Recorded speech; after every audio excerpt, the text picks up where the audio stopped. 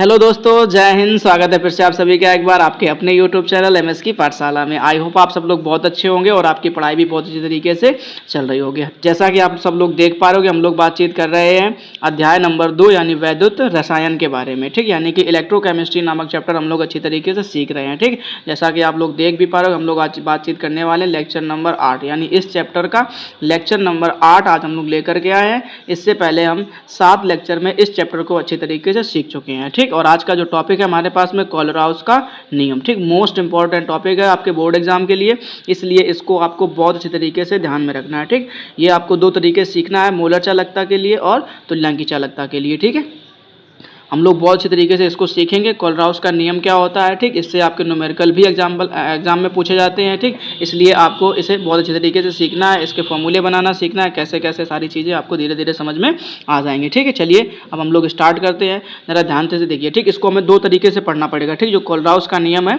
वो हमें 2 तरीके से पढ़ना है। ठीक, आपके एग्जाम में हो सकता है केवल इतना लिख कर के आए कि कोलराउस के नियम पर टिप्पणी कीजिए। ठीक, तो आपको कुछ नहीं है, आपको फिर ये नहीं लिखना कि मोलर चालकता के लिए, फिर आपको बस एक डेफिनेशन लिख देनी, या तो मोलर चालकता वाली या तुल्यांकी चालकता वाली। ठीक, दोनों में से आपको एक डेफिनेशन लिख देना, आपका काम हो जाएगा। ठीक है, फिलहाल हम इसको 2 तरीके से सीखेंगे। पहले हम लोगों को पढ़ना है मोलर चालकता के लिए। ठीक, इससे पिछले वीडियो में हमने आपको बताया था कि मोलर चालकता किसे कहते हैं, तुल्यांकी चालकता किसे कहते हैं। ठीक, अगर आपने वो वीडियो नहीं देखी है तो प्लीज़ आप सब लोग जाकर के प्लेलिस्ट में वो वीडियो अच्छी तरीके से देख करके सीख सकते हैं। ठीक है, फिलहाल आज हम लोग बातचीत करने वाले हैं कोलराउस के नियम के बारे में, यानी कि जो पहला टॉपिक है हमारा मोलर चालकता के लिए। ठीक, चलो ध्यान से पढ़ लेते हैं। कह रहा है कि अनंत तनुता पर ध्यान रखना, अनंत तनुता पर। ठीक, अब अनंत तनुता का मतलब समझ आ रहा है। ठीक, तनु का मतलब होता है पतलापन। ठीक, मतलब एक ऐसा विलयन है जिसमें तनुता बहुत ज़्यादा है। समझ में आ रहा है, नट मतलब बहुत पतला विलयन है, सीधी बात है। ठीक, तो कह रहा अनंत तनुता पर किसी वैद्युत अपघट्ट की, समझना ध्यान से, अनंत तनुता पर किसी वैद्युत अपघट्ट की मोलर चालकता। ठीक, ध्यान रखना, हमेशा क्या कह रहा, मोलर चालकता उसके सभी धनायनों तथा ऋणायनों। अब वैद्युत अपघट्ट में आपको 2 ही चीज़ें तो देखने को मिलती हैं, या तो धनायन और ऋणायन। ठीक, 2 बातें होती, सीधी बात है। जैसे मान लो हमने एग्जाम्पल के रूप में आपको लिखने को दे दिया क्या, NaCl। ठीक, तो अब आपको पता है कि NaCl में, यानी जो NaCl वैद्युत अपघट्ट है उसमें आपको ध्यान रखना क्या मिलेगा, धनायन मिला, और Cl का क्या मिलेगा आपको, ऋणायन मिलेगा। बस यही तो 2 बातें होंगी, समझ में आ रहा। तो बस वही ध्यान रखना करेगा, उसके सभी धनायनों तथा ऋणायनों की मोलर आयनिक चालकताओं के। ठीक, जैसे इसकी ये जो वैद्युत अपघट्ट आपको दिख रहा है ना, इसकी कुछ ना कुछ मोलर चालकता होगी। ठीक, फिर ये जो आपको धनायन तथा ऋणायन दिख रहे हैं तो उसके सभी धनायनों तथा ऋणायनों की मोलर आयनिक चालकता होंगी। ठीक, तो कह रहा उन मोलर आयनिक चालकताओं, ध्यान रखना है, ठीक, कि मोलर आयनिक चालकताओं के योगफल के बराबर होती है। ठीक, यानी जो आपके वैद्युत अपघट्ट की मोलर चालकता है, ठीक, उस वैद्युत अपघट्ट के सभी धनायनों तथा ऋणायनों की मोलर आयनिक चालकताओं के योगफल के बराबर होती है। ठीक, ये बात आपको समझनी है, डेफिनेशन अच्छी तरीके से दिमाग में उठा लिया। अगर एक याद होगी मतलब दोनों याद होगी, सीधी बात है। ठीक, क्योंकि बिल्कुल सेम है, कुछ भी बदलता नहीं है। ठीक, बस आपको दिखा देंगे थोड़ी सी बातें। अब यहाँ पर ध्यान से देखो, कह रहा है क्या कि इसे जो है हम लोग किससे, लैम्डा नॉट एम से, किससे, लैम्डा नॉट एम से या लैम्डा नॉट इन्फिनाइट से। ध्यान रखना क्या बोलना है, लैम्डा नॉट एम या लैम्डा इन्फिनाइट एम, ठीक, से प्रदर्शित करते हैं। बस इतनी सी बात और अच्छे से मन में उठा लीजिए। ठीक, ये आपको ध्यान रखना। ये तो हो गई आपकी डेफिनेशन। ठीक, अब हम लोग इसका एग्जाम्पल समझेंगे। ठीक है, तो एग्जाम्पल समझने से पहले हम लोग क्या करते हैं, थोड़ा सा इसको जो है एक आध इसका फॉर्मूला बनाना सीखते हैं कि कैसे इसका फॉर्मूला बनाया जा सकता है। ठीक, तो आपको ध्यान रखना है, आप ऐसे लिखेंगे लैम्डा नॉट एम। ठीक, और यहाँ पर आप लिख लीजिए कोई वैद्युत अपघट्ट, मान लो आपके पास में ए बी है। ठीक, अभी सबको सिखा देंगे अच्छे तरीके से। ठीक, ए बी है। अब जब आप इसको लिखोगे तो आपको ध्यान रखना है, आप यहाँ पर क्या करोगे, लैम्डा नॉट और यहाँ पे ध्यान रखना एम। ठीक, उसके बाद में आपको यहाँ पर ध्यान रखना ए धनायन plus lambda naught M B ऋणायन। ठीक, बस इतनी सी बात हो गई। तो ये फॉर्मूला आपको अच्छी तरीके से समझ में आना चाहिए। ठीक, अभी हम आपको कई सारे इसके एग्जांपल भी करके दिखाएंगे, आपको टेंशन लेने की जरूरत नहीं है। ठीक, सब कुछ यहीं से सीख के जाओगे, दोबारा आपको पढ़ने की जरूरत नहीं पड़ेगी, ये मेरी गारंटी है। ठीक, एक बार बस आप मन से सीख लीजिए केवल चीज़ों को अच्छी तरीके से। ठीक, ये तो हो गया एक फॉर्मूला। अब इसी को हम लोग दूसरे तरीके से भी लिख सकते हैं क्या, अभी हमने आपको बताया कि इसको हम लोग 2 तरीके से प्रदर्शित करते हैं। ठीक, एक तो लैम्डा नॉट से और दूसरा लैम्डा इन्फिनाइट से। ठीक, अगर लैम्डा इन्फिनाइट एम लिखा होगा और यहाँ पे आपको ध्यान रखना कोई वैद्युत अपघट्ट आपके पास में क्या है, ए बी है। ठीक, जब आप इसको अलग अलग करोगे तो आपको ध्यान रखना क्या मिलेगा।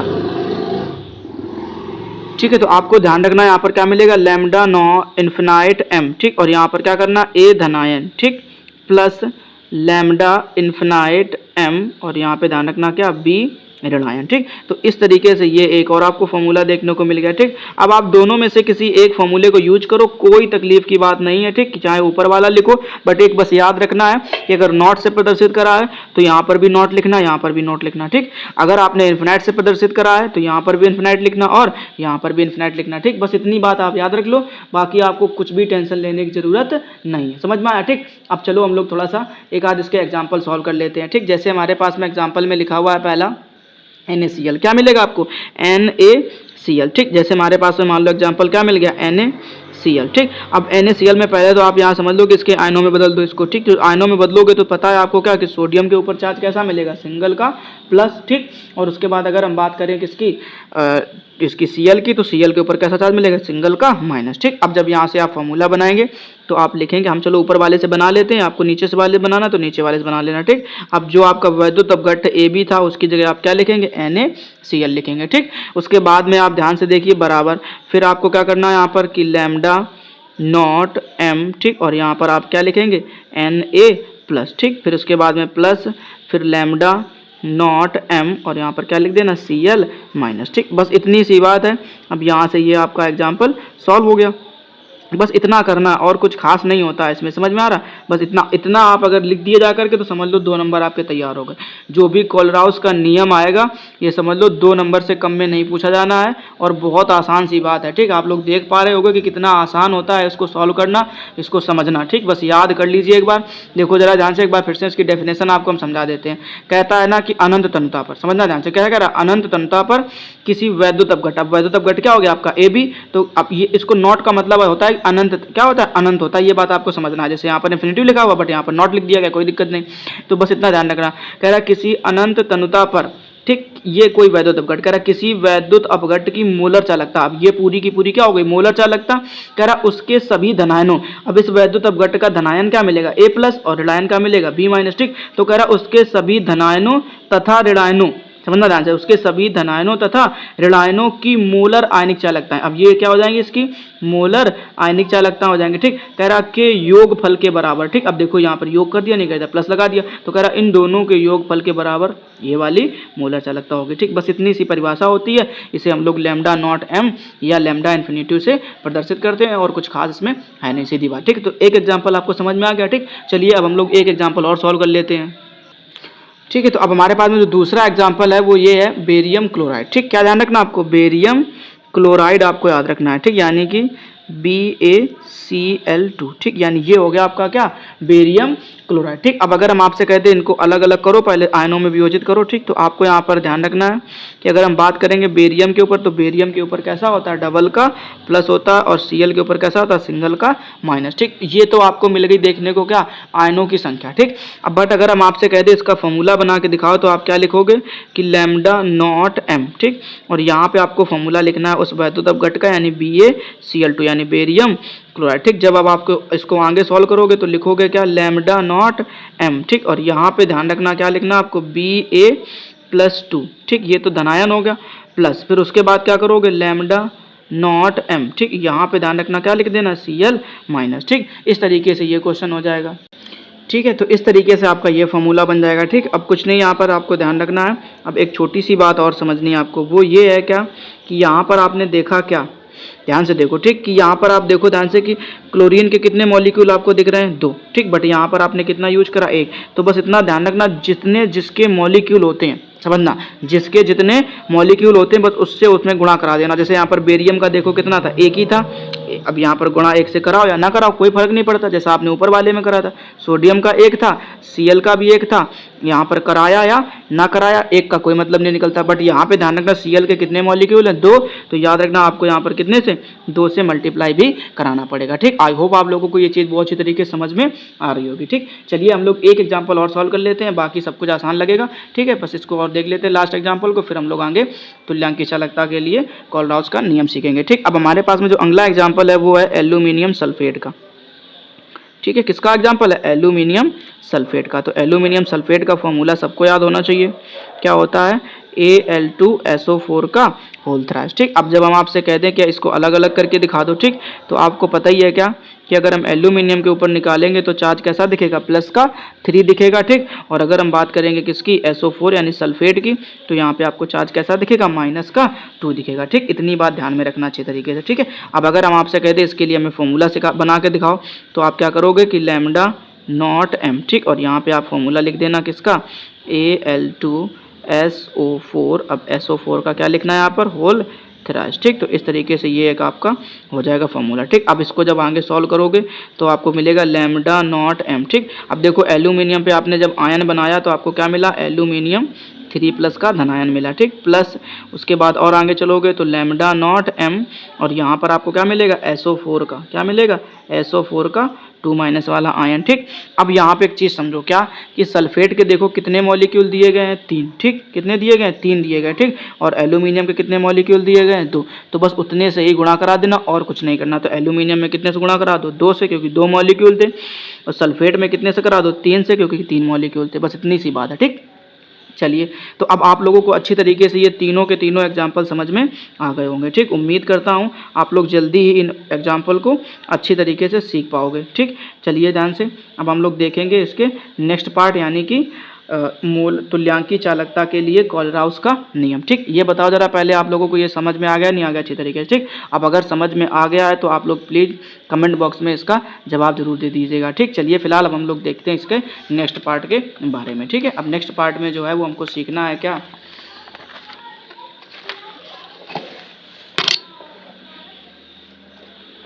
ठीक। अब नेक्स्ट पार्ट में हमको सीखना है तुल्यांकी चालकता के लिए कोलराउस का नियम, ठीक। ये ध्यान रखना आपको, किसके लिए, तुल्यांकी चालकता के लिए कोलराउस का नियम, ठीक। अब इसमें क्या करना है, कुछ नहीं, पहले तो डेफिनेशन समझ लो, क्योंकि डेफिनेशन इंपॉर्टेंट है, वही सब समझ में आ जाएगा अच्छी तरीके से, ठीक। अब डेफिनेशन में आपसे क्या रहा है, ध्यान से पढ़िए। कह रहा अनंत तनुता पर, किसमें, अनंत तनुता पर किसी वैद्युत अपघट्ट की, ध्यान से समझिएगा, अनंत तनुता पर किसी वैद्युत अपघट्ट की तुल्यांकी चालकता, वहां पर क्या था, ध्यान से समझो कि अनंत तनुता पर किसी वैद्युत अपघट्ट की मोलर चालकता, तुल्यांकी चालकता, मोलर चालकता, ठीक। बस इतना ही अंतर है, वहां पे मोलर चालकता था, यहाँ पे क्या कर देना, तुल्यांकी चालकता कर देना। फिर उस वही बात लिखा था क्या, कि उसके सभी धनायनों तथा ऋणायनों की आयनिक, अब यहाँ पे तुल्यांक चालकता हो गया, बट वहाँ पे क्या लिखा था, मोलर चालकता लिखा हुआ था, ठीक। इतना ही अंतर है, बस 2 शब्द का अंतर है, यहाँ तुल्यांकी चालकता, यहाँ तुल्यांक चालकताओं के योगफल के बराबर होता है, ठीक। बस बाकी तो कुछ बदला नहीं, सीधी बात समझ लो ध्यान से ना। तो इतनी बात आपको ध्यान रखनी, यानी कि जो उसकी तुल्यांकी चालकता है वो उसके सभी धनायनों तथा ऋणायनों की आयनिक तुल्यांक चालकताओं के योगफल के बराबर होती है, ठीक। इसे हम लोग जो है किससे प्रदर्शित करेंगे, तो आपको ध्यान रखना लैम्डा नॉट EQ या लैम्डा इन्फिनाइट EQ, ठीक। वहां पर किससे करते थे, लैम्डा नॉट M या लैम्डा इन्फिनाइट M, ठीक। बट यहाँ पे ध्यान रखना है लैम्डा नॉट EQ या लैम्डा इन्फिनाइट EQ, ठीक। बस इतनी सी बात है। अब आगे समझ लो जरा इसका हम लोग क्या जो है फॉर्मूला कैसे बना सकते हैं, ठीक। तो बनाने के लिए कुछ नहीं, जैसे वहाँ पे लिखा था वैसे ही बिल्कुल सेम यहाँ पर भी लिख देना है, कुछ अलग करने की जरूरत आपको नहीं पड़ेगी, ठीक है। चलिए देखते हैं हम लोग ध्यान से कि हमें इसका फॉर्मूला किस प्रकार से बनाना पड़ेगा, ठीक। देखो जरा ध्यान से, यहाँ पर हमने मान लो ले लिया यहाँ पर आपके पास में क्या, कि लैम्डा इन्फिनाइट, ठीक, EQ, ठीक। जब इसको लिखोगे, अब यहाँ पर आपके पास में कोई वैद्युत अपघट्ट मैंने फिर से क्या मान लिया, AB। अब जब इसको लिखोगे तो आप क्या लिखेंगे, लैम्डा इन्फिनाइट EQ, ठीक। अब यहाँ पर पहले क्या लिख देना आप, धनायन प्लस लैम्डा इन्फिनाइट EQ, ठीक। अब यहाँ पर क्या लिख देना, -B का, ठीक, यानी कि ऋणायन वाला, ठीक। इतनी बात हो गई।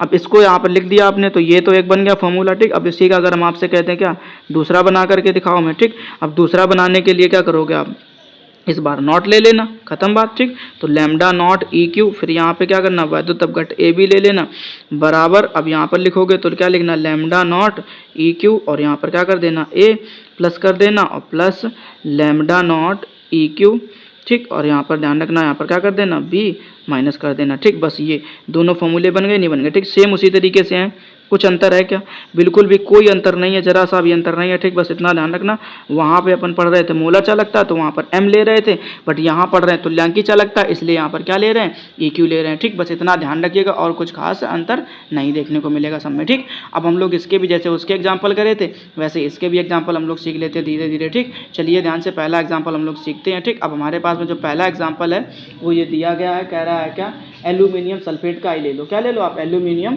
सल्फेट का एग्जाम्पल ले लो, ठीक। जैसा वहाँ पे लिया था वैसा ही यहाँ पे ले लो एल्यूमिनियम सल्फेट। तो क्या लिखा था आपने कि Al2SO4 का होल थ्राइस, ठीक। तो ये तो एग्जाम्पल हो गया। जब इसको अलग अलग करोगे तो जैसे वहाँ पर आयन मिलते थे वैसे यहाँ पर भी आयन मिलेंगे। तो एल्यूमिनियम के ऊपर क्या मिलता था? 3 का प्लस, और सल्फेट की बात करें तो 2 माइनस, ठीक। अब जब इसको आप लिखोगे फॉर्मूले के रूप में तो आप लिखना है क्या आपको कि लैम्डा नॉट EQ, ठीक। और यहाँ पर आप लिखेंगे क्या? एल्यूमिनियम सल्फेट, ठीक। तो Al2 और यहाँ पे क्या कर देना? SO4 का होल थ्राइस, ठीक। तो ये हो जाएगा आपका फॉर्मूला। अब इसको आगे जब सॉल्व करोगे तो आप क्या लिखोगे कि लैम्डा नॉट EQ, ठीक। अब यहाँ पर आपको क्या मिलेगा? एल्यूमिनियम का धनायन, और कितना मिलेगा? 3 का प्लस, ठीक। प्लस उसके बाद आप क्या लिखोगे? लैम्डा नॉट EQ, ठीक। और यहाँ पर आपको क्या मिल जाएगा? सल्फेट का ऋणायन, ठीक। इस तरीके से ध्यान रखना, ठीक है। अब क्या करना है? अब यहाँ पर आपको एक मोस्ट इंपॉर्टेंट तरीका सीखना है, या मोस्ट इंपॉर्टेंट जो मतलब इसमें जो लॉजिक वाली बात है वो सीखनी है केवल, ठीक।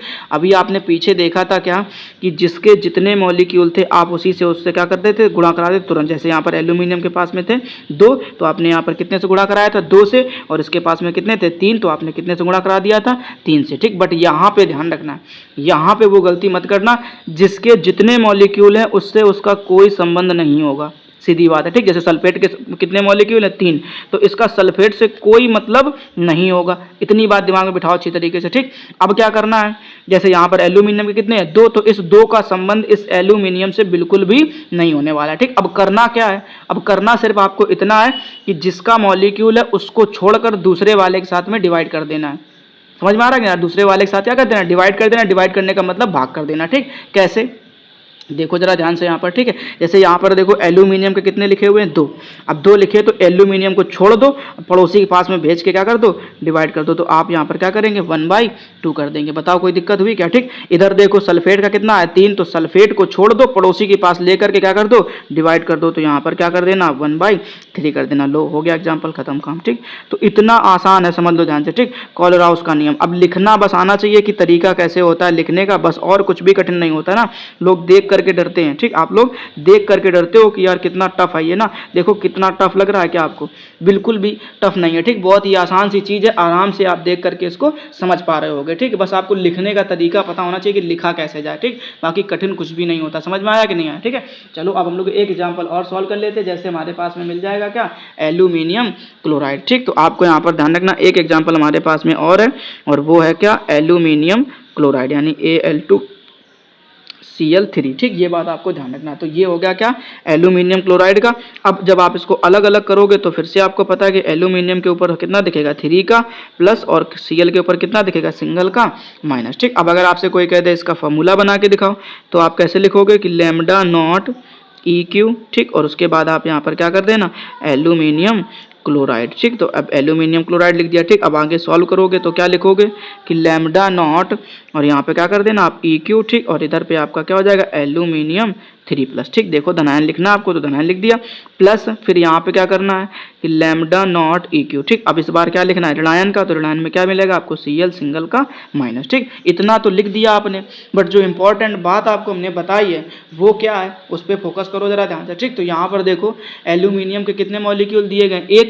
तो हमने क्या बताया कि जिसका जितना है मॉलिक्यूल उससे उसका कोई संबंध नहीं, पड़ोसी के पास ले जाकर क्या कर देना? डिवाइड कर देना, ठीक। तो अब यहाँ पर आप अगर 1 से डिवाइड करोगे तो उसका कोई मतलब निकलता नहीं है, ठीक। तो उसको छोड़ देते हैं। अब हमारे पास में दूसरा जो है वो क्या कह रहा है? Cl3, क्या कह रहा है? Cl3, ठीक। अब अगर Cl3 के मॉलिक्यूल देखो तो कितने दिख रहे हैं? 3। तो हमने क्या कहा? जिसके मॉलिक्यूल है उसका उससे कोई संबंध नहीं है, बट पड़ोसी के साथ जाकर क्या करना है? डिवाइड करना है। तो यहाँ पे Cl के साथ में इस 3 का कोई मतलब नहीं निकलता है, पड़ोसी के साथ आकर के आप क्या कर देना? डिवाइड कर देना। तो आपको यहाँ पर क्या लिखना पड़ेगा? 1/3 लिखना पड़ेगा, ठीक। अब बताओ जरा कोई दिक्कत हुई क्या किसी को? समझ लो ध्यान से, ठीक। कितना आसान चीज़ है कि नहीं है? बस लगता है कि कठिन है, ठीक, बट होता कठिन नहीं है, क्योंकि आपको लिखने का तरीका नहीं पता होता है, इसलिए आपको लगता है कि चीज़ें बहुत कठिन है, ठीक। बट देखो कितनी इजी है ना, आसानी से समझ में आ गया ना। तो ये होते हैं कोलराउस के नियम, ठीक। आपको एक सीख लेना अच्छी तरीके से, ठीक, या मूला चालकता का या तुल्यांकी चालकता का, ठीक। क्योंकि आपके जो एग्जाम में क्वेश्चन आता है क्या कि कोलराउस के नियम पर टिप्पणी कीजिए, ठीक, तथा उसके अनुप्रयोग लिखिए, ठीक। अब ये जो आपको एग्जाम्पल दिखा दिए ना, यही इसके अनुप्रयोग होते हैं, और कुछ आपको आपको अलग से लिखने की ज़रूरत नहीं है। ठीक, आपके 2 नंबर आराम से क्लियर हो जाएंगे। और अगर साथ में अनुप्रयोग भी जोड़ देगा ना तो फिर ये समझ लो 3 नंबर क्लियर होगा अच्छी तरीके से। ठीक, क्योंकि फिर ये क्वेश्चन जो है वो कितने नंबर का बन जाएगा, 3 नंबर का बन जाएगा। समझ में आ रहा है नहीं आ रहा? ठीक, तो ये छोटी छोटी बातें आपको ध्यान में रखनी है। ठीक, आपको केमिस्ट्री बहुत ईजी लगने वाली, समझ लो ध्यान से। ठीक, अब ये पिछले लेक्चर आप देखो तो आपको लगेगा केमिस्ट्री कितनी आसान है। ठीक, आपका डर जो है वो बिल्कुल से खत्म हो जाएगा केमिस्ट्री से, ये समझ लो। बस मन से पढ़ते रहो, सीखते रहो अच्छी तरीके से, जितना बताया जाता है उतना पढ़ते रहो। ठीक, एक्स्ट्रा अगर आप नहीं पढ़ते हो कोई दिक्कत नहीं है, बाहर से कुछ भी मत पढ़ो। ठीक, जितना यहाँ पे आपको हम बताते हैं ना बस उतना घर पे तैयार कर लो। ठीक, बस एक दिक्कत आपके पास में रहेगी क्या, न्यूमेरिकल की। ठीक, अभी हम इसके हाल तुरंत न्यूमेरिकल नहीं लगवा सकते हैं। ठीक, अभी हम लोग न्यूमेरिकल की सीरीज जो स्टार्ट कर चुके हैं ना, उसमें आप अगर देखना जाकर के प्लेलिस्ट में कि आपको न्यूमेरिकल सीरीज देखने को मिलेगी। ठीक, उसमें हमने पहले चैप्टर के कुछ न्यूमेरिकल लगवा भी दिए हैं। ठीक है, और अगर आप उसको देख लो अच्छी तरीके से तो आपको लगेगा कि न्यूमेरिकल में भी कुछ ज़्यादा अच्छी बातें नहीं है, मतलब बहुत कठिन चीज़ें नहीं है। ठीक, आराम से सॉल्व कर पाओगे न्यूमेरिकल को भी। ठीक है, तो आपको यहाँ पे ध्यान रखना, जो वो न्यूमेरिकल सीरीज चल रही है, तो जब हमारा ये चैप्टर पूरा का पूरा कंप्लीट हो जाएगा, समझ में आ रहा है, मतलब जब हम इसकी थ्योरी पूरी की पूरी कंप्लीट कर लेंगे, ठीक, यानी जो इंपॉर्टेंट टॉपिक है इसके वो सारे सारे हम लोग जब क्लियर कर लेंगे ना, तो जब हमारा चैप्टर कंप्लीट हो जाएगा थ्योरी वाला पोर्सन, ठीक, तो फिर उसके बाद हम लोग न्यूमेरिकल इसके भी पढ़ने वाले हैं। समझ में आ रहा है? ठीक, तो आपको ये बात ध्यान में रखनी है। ठीक है, तो आप टेंशन तो बिल्कुल भी मत लो। अब अगर आप इस चैनल से जुड़ चुके हो तो आपको केमिस्ट्री की टेंशन लेने की बिल्कुल भी ज़रूरत नहीं है। ठीक, आप एक बार भरोसा बना करके रखिए, मैं आपको विश्वास दे जाता हूं कि आप अपने बोर्ड एग्जाम में बहुत बेहतर कर पाओगे। समझ में आ रहा है ना? ठीक, आप हद से ज़्यादा बेहतर कर पाओगे, बस आप थोड़ा सा भरोसा बनाए रखिए। ठीक है, क्योंकि जो भी चीज़ें चलती हैं ना वो भरोसे से ही चलती हैं। ठीक, इस बार अगर हम आपको दिखा देना तो हमारे यहाँ पे जो बच्चे जो ऑफलाइन बैच में हमारे यहाँ पर पढ़ने आते हैं, ठीक, उनके 97 नंबर आए, समझ लो जान। ठीक है, समझ रहे हो ना? तो अच्छा आप भी कर सकते हो। ठीक, उसमें कोई दिक्कत वाली बात नहीं है, बट थोड़ी सी मेहनत करनी पड़ेगी। मैं जितना यहाँ पर सिखाता हूँ सिर्फ उतना पढ़ो केवल। ठीक, इससे ज़्यादा आपको कुछ भी पढ़ने की जरूरत नहीं है, बस मेहनत करना। ये नहीं है कि पढ़ लिया एक बार, देख लिया और उसको सीखा भी नहीं और बस उसको रख दिया बंद करके आपने। ठीक, नहीं, जितना पढ़ो उतना सीखो। समझ में आ रहा है? ठीक, क्योंकि इतनी अच्छी तरीके से आपको हम यहाँ पर सिखाते हैं ना, हर चीज़ बड़ी आसानी से बताते हैं कि कैसे क्या करना है आपको। ठीक, बस एक बार मन से सीख जाओ और अगर एक बार आप सीख गए तो समझ लो फिर आपका काम हो गया। ठीक, फिर आपको कोई दिक्कत नहीं होने वाली है। ठीक है, चलिए आज के लिए इतना ही है, हम लोग फिर से मिलेंगे इसके नेक्स्ट पार्ट में। तब तक के लिए जय हिंद, अपना ख्याल रखिएगा और अच्छे से पढ़ाई करते रहिएगा। ठीक, और मेहनत जरूर करते रहिएगा, ये बस आप ध्यान रखिएगा थोड़ी सी बात को।